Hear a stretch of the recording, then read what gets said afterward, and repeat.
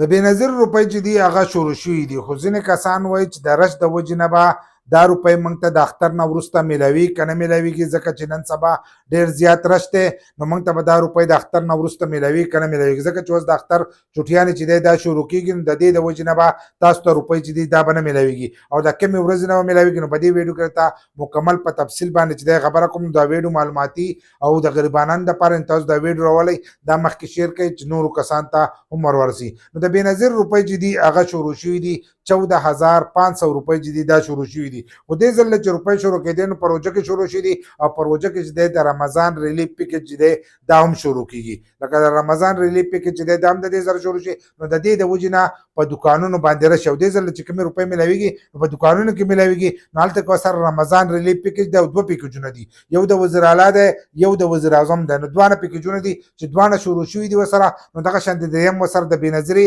روپۍ شروع شي. نو د دې د وجې نه په دوکانونو باندې ډېر زیات رش دی. نو ځینې کسان وایي موږ خپلې روپۍ چې دی دا نشو راغسته، چې کله رانګې شي نو موږ به دغه خپلې روپۍ چې دي دا به راواخلو. خو په دې کې دی اوس چې دی اختر راغی او د اختر چټیانې چې دي دا شروع کېږي. نو ځینې کسان وایي چې موږ ته به د اختر نه وروسته دغه روپۍ میلاویږي که نه میلاویږي. نو کومې روپۍ چې درته ما یادې کړې لکه د رمضان ریلیف پیکج کم چې د وزیر اعظم د طرفه دی د وزیر اعلی د طرفه دی، که کومو کسانو خپلې روپۍ نه یې راغستې نو هغه اوس به دې ورځ نیمه کې چې دی راواخلئ. لکه دا یوه ورځ ده که به دې کې راواغستې صحیح ده که نه، بله ورځ به تاسو ته بیا دغه روپۍ چې دي دا به نه میلاویږي. لکه د اختر نه وروسته به بیا تاسو ته دغه روپۍ نه میلاویږي کوم چې د رمضان ریلیف پیکج دی.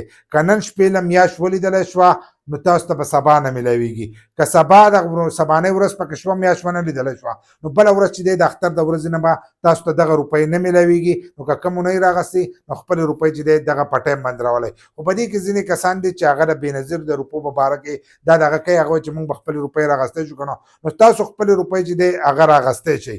لکه د اختر نه وروسته چې دی هم تاسو خپلې روپۍ چې دی دا راغستی شئ، ځکه هغه د ډېرو ورځو پورې دغه سټارټ وي نو دغه تاسو ته میلاویدی شي.